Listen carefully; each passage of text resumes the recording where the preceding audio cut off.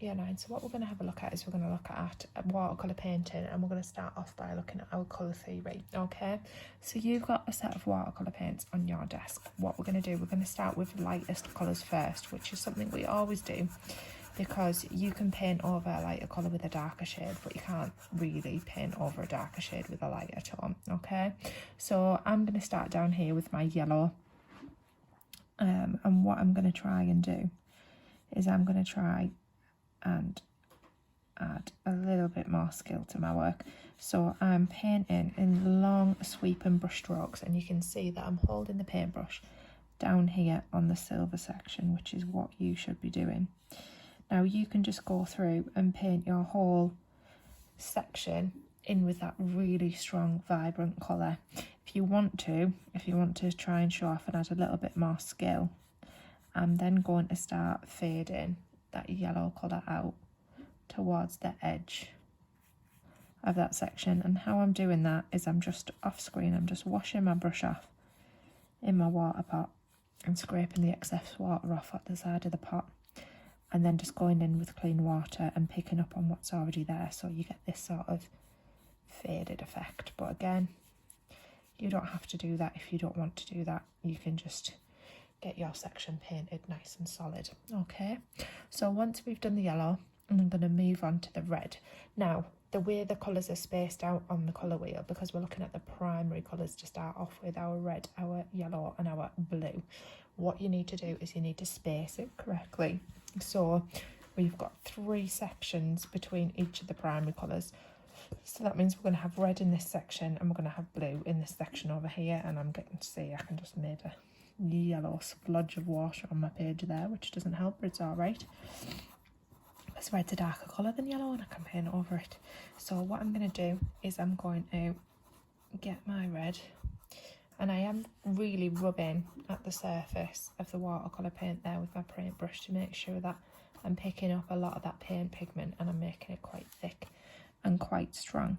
So then I'm going to start painting in the centre of my shape, brushing really neatly out to the edge. And one of my top tips for painting is, if you can't control your paintbrush by painting with the tip, what I like to do is I like to get my paintbrush and I like to push it flat into the page and then drag it.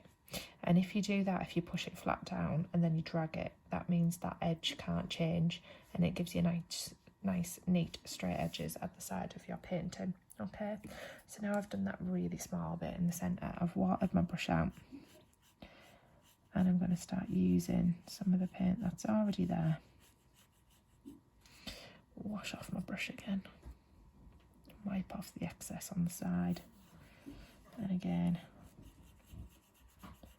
start blending that out to the edge of my section, just like that,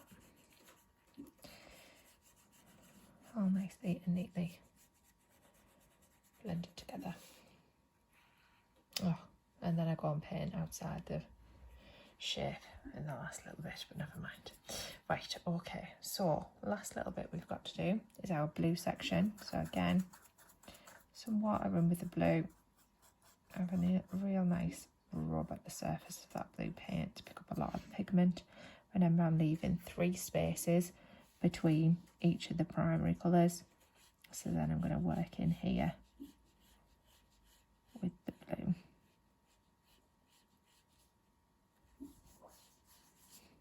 Need a little bit more water on my brush.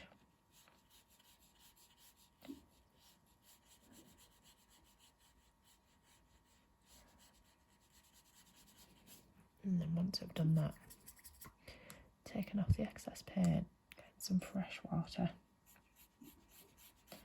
and just using that to brush out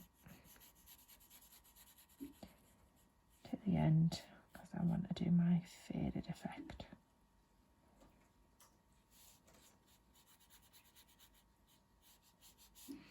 I think with this one, I do need to just get a little bit of blue back in towards the centre. and fade it out a bit better. Okay, but once you've done that, that's your primary colours done.